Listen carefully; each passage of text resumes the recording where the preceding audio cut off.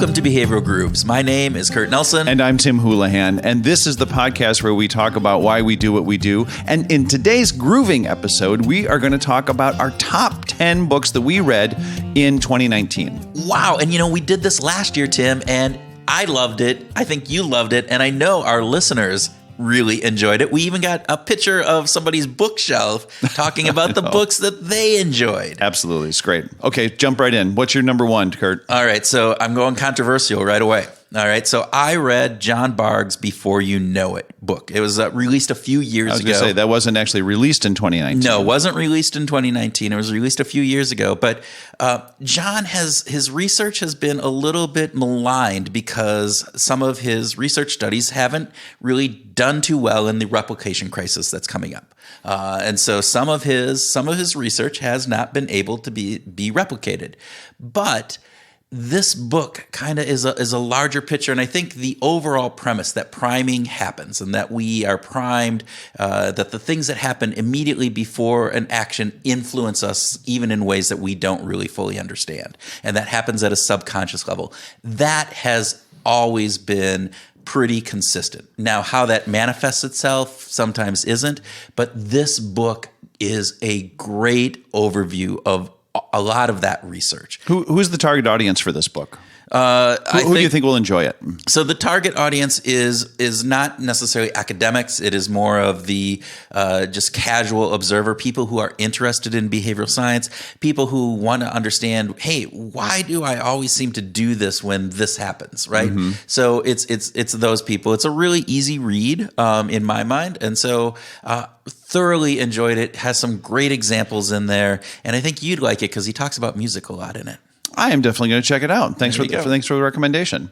All right. How about you? Okay. I'm going to start with Rory Sutherland's book, Alchemy. Oh, I've read that too. I like it. I got to tell you, I didn't want to like it. I've known Rory for half a dozen years, and I just thought, blah, blah, blah. He's just going to be bloviating. No, it was so engaging. I just loved it. I totally loved it. Yeah. His style came through, his perspective, his unique insights came through. It's a terrific read, especially for practitioners who are into marketing and doing marketing types of work. His humor came through. Totally. The notes on each page were so fantastic. Yeah. I mean, they were their own short little stories in and of themselves. So again, highly recommend that. All right. So my next one is Sapiens by Yuval Noah Harari, which again is not a new book. And it's a book that I've been wanting to read, but for whatever reason, it was an expensive hardcover book. And so I didn't buy it when it first came out. Idiot me. Friction. Yeah, friction. But I bought a used copy this year. Maybe it wasn't even used. Maybe it's just paperback. But I read it and fell in love with it. It's the short history of humankind from 70,000 years, back onward into today. And what I loved about this is, again, going back to some of the behavioral science pieces. This is a history book. This isn't necessarily a behavioral science book, but you see the components about tribalism and why some of the evolutionary factors that come into it that we talk about on a regular basis, some of that history behind it. And it's really fascinating. And so, again, a great read and highly recommend it for pretty much everybody. So I'm going to follow up. My next book is along the same lines. It was Frans de Waal's Mama's Last Hug. So again, this is about Homo sapiens and sapiens in general, but it's specifically about chimpanzees and orangutans, and how when we observe, when we take a lot of care to see and spend time with certain species, we get to know them better, and we start to see all the things that they share that we already have. And it got me thinking, oh my gosh, if we just actually paid a little more time looking at our own lives, if I was just a little more aware about the people around me, I might see some of the observations that Frans de Waal and his team have seen in non-humans. And I think it's a fabulous read. It's beautifully read, it's beautifully written, and with a lot of heart, and it's good for kind of anyone who's interested in the anthropological part of who we are. Great. My next book, and I'm going to probably mispronounce the author's name, and I apologize for that, is Think Twice by Michael Mauboussin. Mauboussin. There you go. See? So this book is fascinating. And again, he brings back this element that we make decisions. It's about how we make decisions. And oftentimes we make decisions with that initial type 1 thinking. And his quote that I love is, to make good decisions, you frequently need to think twice, right? You need that initial component, and you need to stop, take a breath, and really think about it twice, and understand that sometimes those initial kind of decisions are really good, but oftentimes they're not, and we just go with that. And our mind isn't necessarily wired to take and think about things twice. And so that initial concept that we grab onto, that we think is great at that moment, we don't go back to reassess that. And I think it's a great insight that I need to start taking into my life a little bit more. But I think, our listeners, if they read it, could take some really great, valuable insights from it as well. Michael is he is sort of adored by two of our favorite thinkers, Annie Duke and Barry Ritholtz as well. So even more reason to check them out. Okay, my next book is Rebel Talent by Francesca Gino. So, okay, yes, she was our guest. She has been our guest, and I've known her for 10 plus years. But oh my gosh, I thought Rebel Talent really brought some important highlights to the table that we often forget about why it's so important to step out of bounds, to actually work out, to color outside the lines, to try things that are different, and to adopt a different perspective in the business world specifically. To wear red tennis shoes. Wear red tennis shoes when you're doing an MBA class. Exactly. Simple little things like that, but that push that boundary, that again, make it so that we perform at a higher level, whether it be ourselves or the company in general. Right, exactly. All right. I'm going to go with a book that was actually released this year. Okay. Oh, wow. That's amazing. I think it's my first one, right? Okay. Wendy Wood, Good Habits, Bad Habits. Yes. So there's been a lot of books out on habits. Duhigg wrote a great one, loved it. Wendy is a researcher, right? Where, Duhigg was an author, James Clear is an author. Wendy is an actual researcher, and it shows up in the book. It's well written, but man, it is really powerful to get in and understand, habits. Wow, it seems should be really easy. Like we take all these behavioral science principles and we get some social proof and we do, and do all this and that. But yet we still don't follow through on those habits. And she unpacks that, looks at that in a really positive way of what can we do and how do we start new habits and stop bad habits. We got to get Wendy on. We do got to get Wendy on. Yeah. That's a must for 2020. My next pick is another one of our guests, Roger Dooley. Roger! His book, Friction. That was going to be one of my top 5. Well, here we go. We got it. Okay, so we share this one. We share it.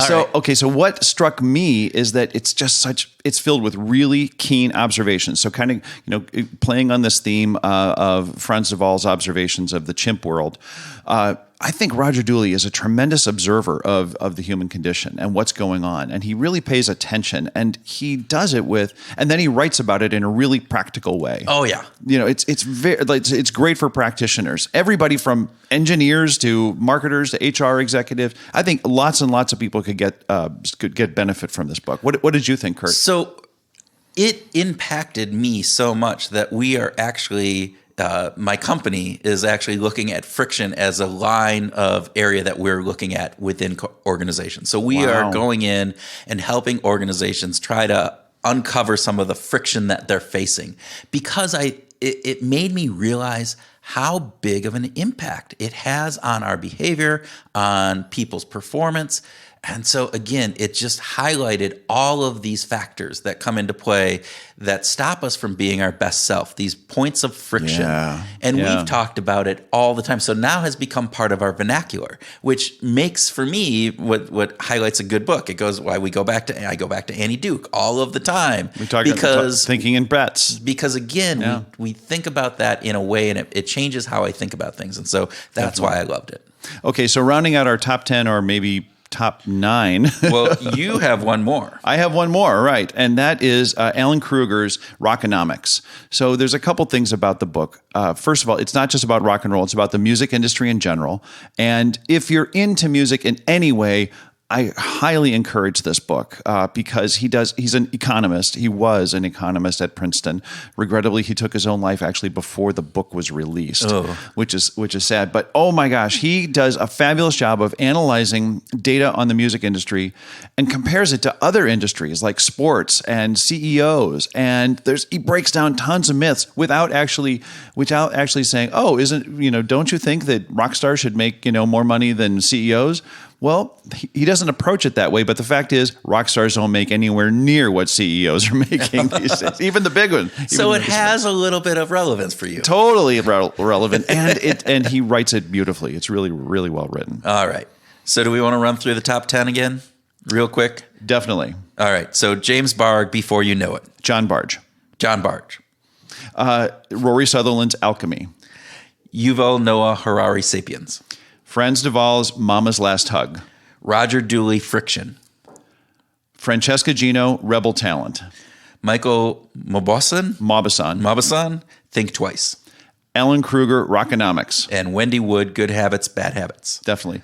We should do some honorable mentions, though. My gosh. This again, I picked 5, you picked 5, but if we could have picked 10 each, we would have included these others on this. And I think there's some here that as we're looking at this, I could probably replace, right? So I would be able to say, given the day, given the hour, I would have picked this one instead of that one. But definitely, that's how it goes. So with that, I think one for me is another one from this year is Indistractable by Nir Eyal.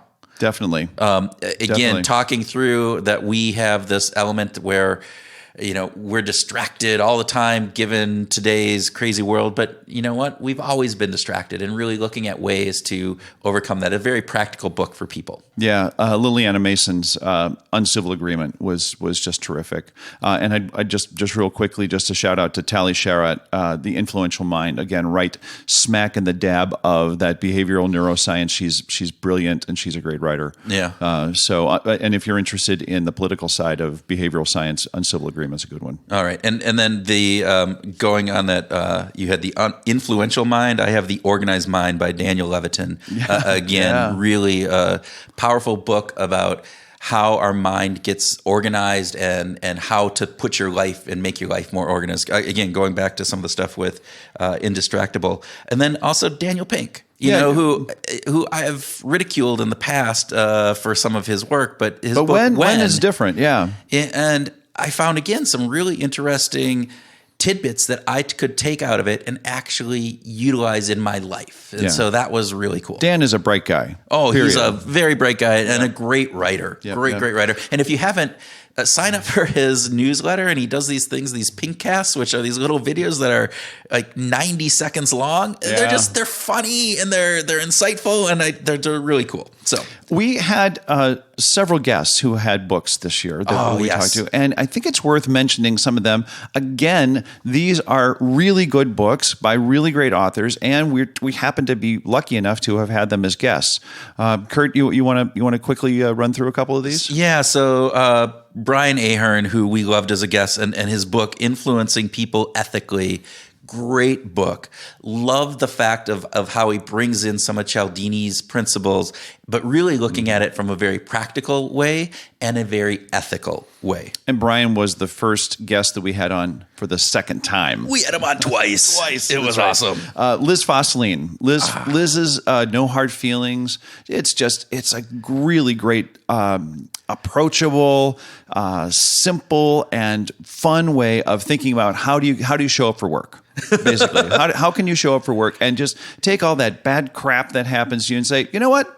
It doesn't have to be that way. I can process it differently. And she and her co-author just did a great job. Well, that part, and the part that, emotions happen at work. It just does. And saying, you know what, we can't separate emotions from work, which is, I think, too often people try to do that. And I really appreciate, the work that she did there. Yeah. Will Leach, Marketing to Mind States. Oh my God, that is, again, bringing behavioral science into the marketing world and applying it in these ways that you go, yes, this is really cool, and how that impacts, the performance of marketing. Yeah. How about Ori Brafman's book, Spider and the Starfish? Old book, but man, Again. and he has he's multiple books, but yeah, that was the one that we ended up talking about on the podcast. Well, Ori and his brother are great writers together. They're doing a podcast together, and The Spider and the Starfish is really a thought-provoking model for how we could think about successful corporations in the next iteration of corporations. Yeah, where the world is moving to. Yeah. Amit Sood, A Guide to Stress-Free Living. He has a couple different books on that. Again, it's yummy stuff. It's practical. It's published by Mayo. The Mayo Clinics. Yeah. And so it's really well done. Very practical component around all of that. So it really is. All of those great books. So terrific. So if you like this, right? But you say, hey, you guys didn't talk about this really, really good book. Let us know. Absolutely. Send us a note on Twitter. Reach out to us on LinkedIn, send us an email, go out to behavioralgrooves.com. I think, all of those, whatever you want. And if you are thinking, wait a minute, we don't have a guest on here that you think that we should have, send us a note. We'd be happy to consider that and reach out and have a conversation about that as well. All right. Well, with that, thank you so much.